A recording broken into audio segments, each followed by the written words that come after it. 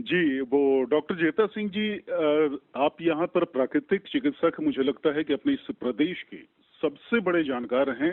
नमस्कार, मैं आकाशवाणी से डॉक्टर विजय मिश्र बोल रहा हूँ। जी नमस्कार। और पहली बात तो मैं ये जानना चाहूंगा कि एक तो कोरोना नाम की जो वैश्विक महामारी फैली हुई है, इसमें हमारे देश ने लॉकडाउन को देखा, अनलॉक को भी वो जी देख रहा है। जी ऐसी स्थिति में सबसे पहले आम हमारे श्रोताओं के लिए जो रेडियो सेट पर हमारी और आपकी इस बातचीत को सुन रहे हैं, उनके लिए आप जैसे अनुभवी विशेषज्ञ व्यक्ति की ओर से क्या संदेश होगा? देखिए, इसमें बहुत सीधी सी बात है कि आज कोरोना महामारी का संक्रमण फैला है और वर्षों पहले प्लेग का संक्रमण फैला था या कभी किसी बीमारी का भी संक्रमण फैल सकता है। तो इन सब से बचने के लिए जिस तरह आदमी अपने घर की सुरक्षा व्यवस्था मजबूत करता है, चोरों से बचने के लिए, डाकुओं से बचने के लिए, उसी तरह से अपने शरीर की सुरक्षा व्यवस्था यानी अपने इम्यून सिस्टम को मजबूत बनाने की जरूरत है। इम्यून सिस्टम अगर मजबूत रहेगा तो किसी भी प्रकार का संक्रमण हमारा कुछ बिगाड़ नहीं पाएगा। और जैसा कि आज हर व्यक्ति जान रहा है और आप लोग भी इस बात को देख रहे होंगे कि कोरोना के लिए कोई भी सफल दवाई अभी तक नहीं बन पाई है। और मान लीजिए आज आप कोरोना के लिए कोई दवाई बना लेंगे, कल कोई तीसरा संक्रमण 1 महीना बाद ही आ जाएगा, तो फिर आप उसके लिए अलग से कोई वैक्सीन डेवलप करेंगे। तो इन तमाम बातों से अच्छा है कि अपने शरीर का जो बुलेट प्रूफ जैकेट वाला सिस्टम है, हमारा इम्यून सिस्टम, उसी को मजबूत किया जाए। तो इम्यून सिस्टम अगर मजबूत हो जाता है तो हमको जी। फिर किसी भी संक्रमण से डरने की जरूरत नहीं है। और अभी की महामारी के काल में भी हम आपको ध्यानाकर्षण आपका करवाना चाहते हैं जी। जी। कि कोई नहीं कह सकता है कि कितने लोगों पर यह संक्रमण आया। हम हम्म। सिर्फ ये कह सकते हैं कि कितने लोग इसकी चपेट में आकर बीमार पड़े या उनकी स्थिति चिंतनीय हो गई, जिससे कि हम उसको पहचान पाए। हो सकता है कि हमारे आपके शरीर के ऊपर भी इस संक्रमण ने अटैक किया हो या आक्रमण किया हो और हमारे शरीर के इम्यून सिस्टम ने इसको लड़ाई करके और हम लोगों की रक्षा कर ली हो। जी। जी। तो इम्यून सिस्टम अच्छा करने की कुछ विधियां हैं, वो हम आपके माध्यम से श्रोताओं को बताना चाहते हैं। जी। तो सबसे बड़ी बात है कि किसी भी तरह के प्रोसेस्ड भोजन को करना बंद करना चाहिए। हमेशा व्यक्ति को घर का बना हुआ शुद्ध भोजन करना चाहिए। और अगर किसान भाई इस बात को सुन रहे हैं तो उनको तत्काल प्रभाव से कीटाणुनाशक जहरीली दवाओं का इस्तेमाल बंद करना चाहिए, जिससे कि भोजन की जो प्राकृतिक क्षमता है उसमें पूरी पूरी बढ़ोतरी हो सके, क्योंकि कीटाणुनाशक दवाएं एक जहर होता है। तो हम जी। अपने ही भोजन में जहर मिला रहे हैं, इससे हमारे शरीर का इम्यून सिस्टम कमजोर होता है। उसके बाद हम ऐसे कार्यों में लिप्त हो जाते हैं जिससे कि हम चिंताग्रस्त हो जाएं। मान लीजिए कि हम जरूरत से ज्यादा संग्रह करने लगते हैं या हम कुछ इस तरह के धनोपार्जन के लिए इस तरह के काम करते हैं कि हमको इनकम टैक्स, तो ये विभाग, उस सरकारी डिपार्टमेंट से अपनी रक्षा करनी है, इन सब की चिंताओं में रहते हैं। तो कृपया ऐसे काम करना बंद कीजिए जिससे कि आप चिंताग्रस्त हो जाएं। चिंता तमाम बीमारियों का सबसे बड़ा कारण होती है और इम्यून सिस्टम को कमजोर करने में भी चिंता का बहुत बड़ा योगदान है। जी। और हमको भरपूर नींद लेनी चाहिए जिससे शरीर उस नींद के दौरान अपनी पूरी मरम्मत कर सके और अपने को तरोताजा बना सके। इम्यून सिस्टम एक इंजीनियरिंग सिस्टम है, एक फौज की तरह से काम करता है। जिस तरह से कि हमारी सेना में लड़ने वाले सैनिक होते हैं, उनके पीछे इंजीनियरिंग की टीम होती है, उनके पीछे नर्सिंग स्टाफ और डॉक्टर्स होते हैं और वो सेना की हर प्रकार से सहायता करते हैं कि सेना लड़ सके और आगे बढ़ सके। उसी तरह से हमारे शरीर में भी इम्यून सिस्टम के पास इंजीनियरिंग सिस्टम और रिपेयरिंग एंड मेंटेनेंस सिस्टम ये सब होता है। तो कृपया अपने इम्यून सिस्टम को अच्छा करने के लिए ज्यादा से ज्यादा फल, हरी सब्जियां, सलाद और अनप्रोसेस्ड फूड यानी अपरिष्कृत जो भी आहार है उसका जी। सेवन कीजिए। इससे इम्यून सिस्टम मजबूत बनेगा।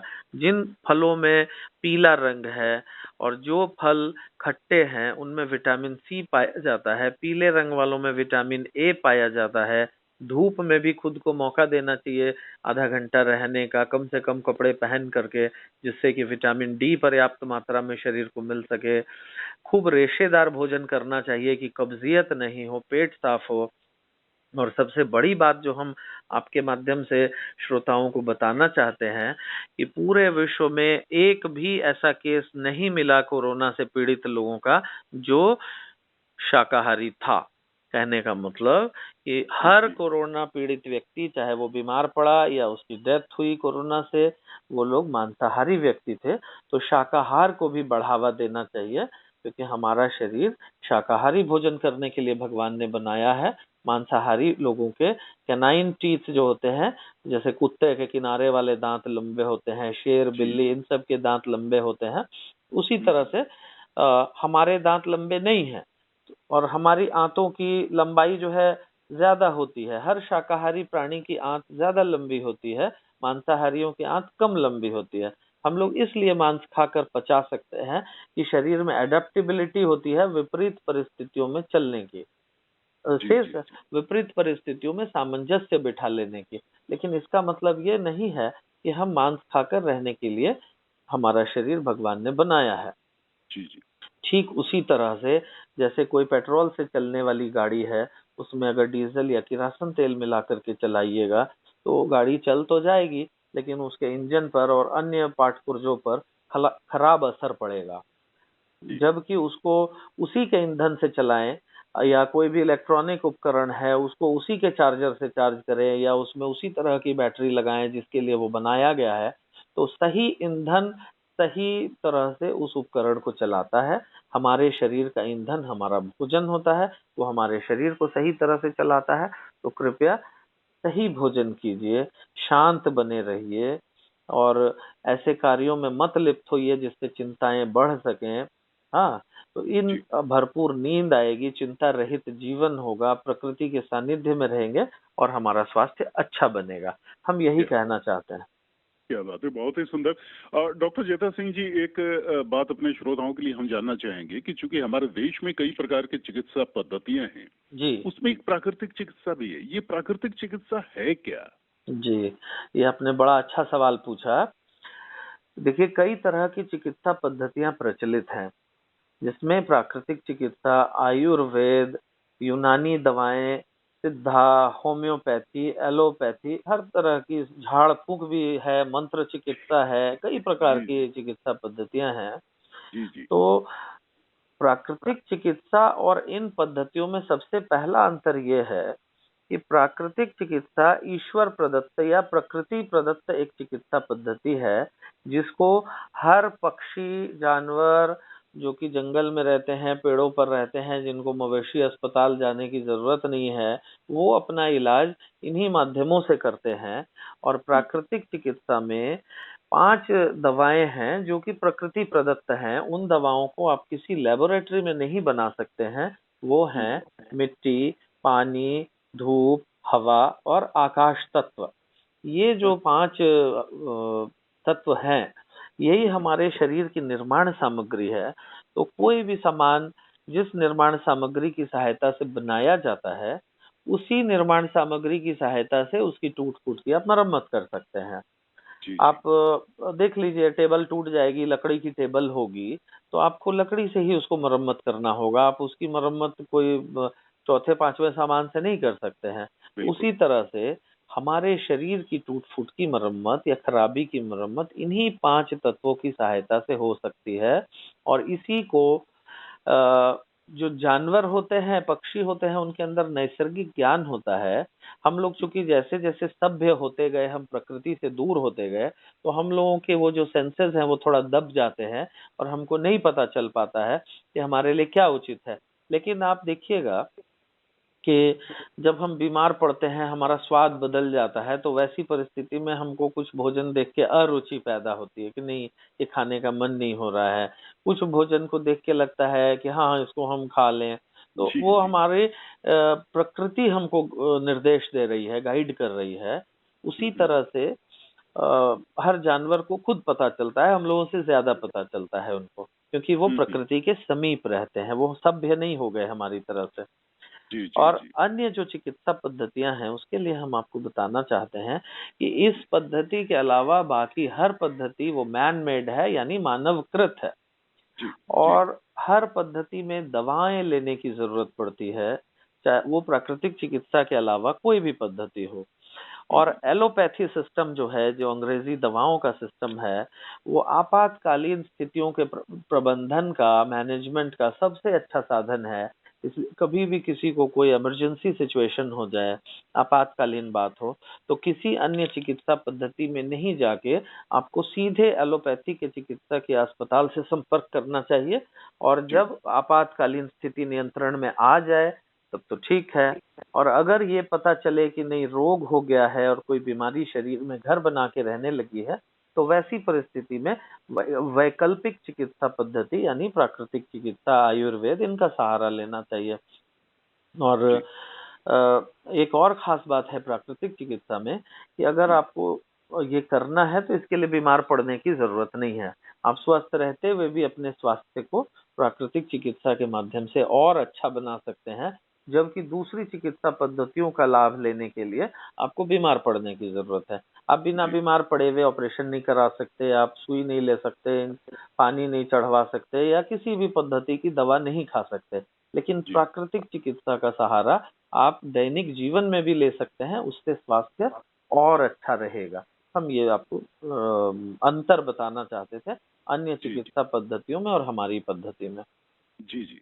तो ये प्राकृतिक चिकित्सा, आपने बड़ी अच्छी बात कही कि पंचतत्वों का ये शरीर बना होता है, क्षितिज, जी जल, जी पावक, गगन, समीरा। जी तो ये पांच तत्व हैं, तो इन पांच तत्वों के साथ ही ये पूरी प्रकृति है और हमारे शरीर का भी निर्माण इन्हीं पांच तत्वों से हुआ है। तो प्राकृतिक चिकित्सा के अंदर जी जैसे कि एक सामान्य व्याधियां होती हैं और कुछ व्याधियां जो होती हैं बड़ी व्याधियां होती हैं, तो कौन कौन सी व्याधियों का, बीमारियों का इसमें उपचार किया जा सकता है? प्राकृतिक चिकित्सा में हर बीमारी का इलाज किया जा सकता है। और अगर दैनिक जीवन में प्राकृतिक चिकित्सा के कुछ सिद्धांतों को अपना कर रखा जाए, यानी खुद को प्रकृति के समीप रखा जाए, तो बीमारियां होती ही नहीं हैं। दरअसल अच्छा। बीमारी मतलब क्या होता है कि शरीर के सभी अंग प्रत्यंगों, विचार, भावनाएं, सभी का अपना अपना काम सुचारू रूप से करना। जी लेकिन जैसे ही कोई भी अंग जो है वो हमारी किसी भूल से या त्रुटि की वजह से अपना काम ठीक से नहीं कर पाता है, तो हम उसको रोग कह सकते हैं कि फला बीमारी हमको हो गई है। जी मान लीजिए कि एक सड़क है, उस पर ट्रैफिक जैम हो गया है जी और उसमें बहुत सारे लोग फंसे हुए हैं। किसी की परीक्षा छूट रही है, किसी का नौकरी का इंटरव्यू छूट रहा है, किसी को घर लौटना है, किसी को अपने काम पर जाना है, किसी को किसी काम से जाना है। तो उस सड़क पर जितने लोग भी जाम में फंसे हुए हैं, सबको अलग अलग तरह की समस्या हो रही है। लेकिन सबकी समस्या का मूल कारण क्या है कि वो ट्रैफिक जाम है। वहां पर वो रोड जी में यातायात रुक गया है किसी एक व्यक्ति की गलती से, जिसने की अपनी गाड़ी को थोड़ा सा टेढ़ा कर दिया होगा और अन्य गाड़ियों के मार्ग में बाधा पैदा कर दी होगी। तो जी हमारे शरीर में भी सबसे बड़ा जो ट्रैफिक सिस्टम है कि हम कुछ भोजन करते हैं और हमारा शरीर उस भोजन को रॉ मटेरियल की तरह से लेता है और उस रॉ मटेरियल में से अपने काम का कुछ सामान निकाल लेता है, या कुछ पोषक तत्वों को उसमें से हम्म, निकाल लेता है। अब जो बचे हुए पदार्थ बच गए, मान लीजिए हमने रोटी खाई और हम्म, रोटी में कोई पोषक तत्व है, उस पोषक तत्व की जरूरत शरीर को है, उसने जी उसको निकाल लिया और निकाल के अपना काम कर लिया। लेकिन अब जो हम्म, बचा हुआ पदार्थ है वो अवशिष्ट है, वो गंदगी है। बिल्कुल तो शरीर उसको बाहर निकालने के लिए मल मार्ग का सहारा लेगा, यानी कि हम्म, उसको हम शौच करके जो है, जो सॉलिड वेस्ट है, उसको हम शौच के माध्यम से निकालते हैं। सॉलिड वेस्ट को हिंदी में क्या कहेंगे? स्थूल एक गंदगी है जिसको निकाल देना है। अब जी उसमें कोई लिक्विड वेस्ट है, यानी तरल पदार्थ है, उसको हम्म, पेशाब और पसीने के माध्यम से शरीर बाहर निकालेगा। हम्म, कुछ गैस के अवशिष्ट पदार्थ हैं, गंदगी है, उसको सांस के माध्यम से बाहर निकालेगा। तो हम्म, अब इन सभी ट्रैफिक में से, सभी सड़कों पर या मार्ग पर, जो चाहे वो सॉलिड निकालने के, ठोस पदार्थ बाहर निकालने के की सड़क है, या वो तरल पदार्थ को बाहर निकालने का मार्ग है पेशाब का, या गैस निकालने का बाहर मार्ग है नाक का या गुदा मार्ग से, किसी में भी हम बाधा पैदा करेंगे तो ट्रैफिक जाम हो जाएगा शरीर के अंदर का। और जाम होगा तो अलग अलग अंगों को अलग अलग तरह की समस्या पैदा हो जाएगी। तो इसलिए शरीर की अंदरूनी सफाई को करते रहना बहुत जरूरी है। कभी भी मल त्याग करने में विलंब नहीं करना चाहिए, पेशाब करने में विलंब नहीं करना चाहिए, और कभी भी ऐसी हवा में सांस नहीं लेना चाहिए जहाँ पर ताज़ा हवा का अभाव हो। हमेशा एक ही हवा बार बार सर्कुलेट कर रही है, जैसे एसी वाले कमरे, तो उस एक ही हवा बार बार घूम के आती है। तो ऐसी परिस्थिति में हम क्या कर रहे हैं, अपनी सांस का मार्ग जो है उसका ट्रैफिक जाम कर रहे हैं। पेशाब लगा हुआ है और हम नहीं जा रहे हैं पेशाब करने, या बहुत बार आपने देखा होगा महिलाओं को कार्यालयों में उचित पेशाब करने की जगह नहीं होती है, मूत्रालय नहीं उपलब्ध होता है, तो वो पानी ही कम पीती हैं कि पेशाब करने नहीं जाना पड़े। तो इस तरह से करके हम लोग खुद अपने शरीर का ट्रैफिक जाम करते हैं। और उसके बाद हमारी कोई ना कोई गलती की वजह से, अब मान लीजिए हम हर समय एसी में रहें और हमारा पसीना नहीं निकल रहा है, तो हमने त्वचा का ट्रैफिक जाम कर दिया है, तो अब उससे संबंधित समस्या पैदा हो जाएगी। जैसा हमने पहले उदाहरण से समझाया कि एक ट्रैफिक में फंसे हुए हर व्यक्ति को अलग तरह की समस्या पैदा हो जाएगी। उसी तरह से जब हम अपने शरीर के ट्रैफिक जाम करेंगे तो हर अंग को अलग तरह की समस्या पैदा हो जाएगी, है ना, और उस अंग से संबंधित रोग हो जाएगा। अब मेरा उत्तर थोड़ा विस्तृत है, लेकिन हम आपसे क्षमा चाहते हैं, हमको थोड़ा विस्तार से समझाना पड़ रहा है ताकि नहीं हमारे बिल्कुल सही है। हमारे श्रोताओं के लिए ये बहुत ही अच्छा है, ये विस्तार पूर्वक समझने के लिए, कि हमारे श्रोता भाई एक एक बात को स्पष्ट रूप से समझ पाएंगे कि कहाँ कैसे क्या होता है और हमारे शरीर की प्रकृति क्या है और बाह्य प्रकृति और अंतर प्रकृति का सामंजस्य कैसे होगा। जी जी जी तो वही है। और कुछ और प्रश्न हो तो आप बोल सकते हैं, पूछ सकते हैं। मुझे लगता है कि बहुत ही सारगर्भित आपने जानकारी दी और प्राकृतिक चिकित्सा के चूंकि एक विशेषज्ञ होने के नाते अपने इस प्रदेश के, आपने हमारे श्रोताओं के लिए बहुत ही अच्छी जानकारी दी कि तारतम्यता हमें बिठानी है। ये पंच तत्व से जो बाह्य के पंच तत्व हैं और अंतर के पंच तत्व हैं, और इसमें जहाँ कमी बेसी है उसे प्राकृतिक चिकित्सा के द्वारा हम उसको ठीक ठाक कर लें तो फिर हम एक स्वस्थ जीवन जी सकते हैं। और एक एक व्यक्ति अगर स्वस्थ होता है तो एक एक इकाई से ही स्वस्थ राष्ट्र का निर्माण होता है ना। तो हम अंत में एक बार फिर से कहना चाहते हैं कि हर दवाई का कोई ना कोई साइड इफेक्ट या दुष्प्रभाव होता है। जी। जब दवाओं का परीक्षण किया जाता है उसमें ये निर्धारित किया जाता है कि इस दवा का जो दुष्प्रभाव है वो ज्यादा है या इससे मिलने वाले लाभ ज्यादा है, और जिस दवा में दुष्प्रभाव ज्यादा होता है लाभ की तुलना में उसको छांट दिया जाता है, जिस दवा में लाभ ज्यादा होते हैं उसको ले लिया जाता है, मतलब काम के लिए चुन लिया जाता है। लेकिन हर दवा में कोई ना कोई दुष्प्रभाव होता है, इसलिए दवाओं का सहारा सिर्फ आपातकालीन परिस्थिति में लें। जब भी किसी को लगे कि दवाएं अब उनकी जीवनचर्या का हिस्सा बनने वाली हैं, तो आप निश्चित रूप से प्राकृतिक चिकित्सा केंद्र में जाइए। बहुत जगह ये केंद्र होते हैं, प्राकृतिक चिकित्सकों से मिलिए और उनसे पूछिए कि हम इस दवा से कैसे मुक्त हो सकते हैं और हम कैसे अपने शरीर को वापस स्वावलंबी बना सकते हैं। तो उससे आप कभी दवाओं के जाल में नहीं फंसेंगे और स्वस्थ बने रहेंगे। क्या बात है, बहुत ही सुंदर। डॉक्टर जेता सिंह जी, आपने प्राकृतिक चिकित्सा पर और अभी के वर्तमान परिस्थिति में क्या हमारे श्रोता भाइयों बहनों को करना चाहिए, इस विषय पर बहुत ही अच्छे ढंग से प्रकाश डाला। हम समझते हैं कि हमारे श्रोता भाई बहन निश्चित रूप से इस सारगर्भित जानकारी को सुनकर बहुत ही लाभान्वित हुए होंगे। उनकी ओर से ही हम आपके प्रति आभार व्यक्त करते हैं और आकाशवाणी के लिए जो बातचीत का आपने समय निकाला, जो अपना कीमती वक्त दिया, उसके लिए हम आभार व्यक्त करते हैं। डॉक्टर जेता सिंह जी, बहुत बहुत धन्यवाद। जी, आपका भी धन्यवाद कि आपने इतने लोगों से जुड़ने का मौका दिया, और हम सदैव सेवा में प्रस्तुत रहेंगे। कभी पुनः जरूरत हो तो जरूर संपर्क करने की कृपा करेंगे। जी, बहुत धन्यवाद। धन्यवाद।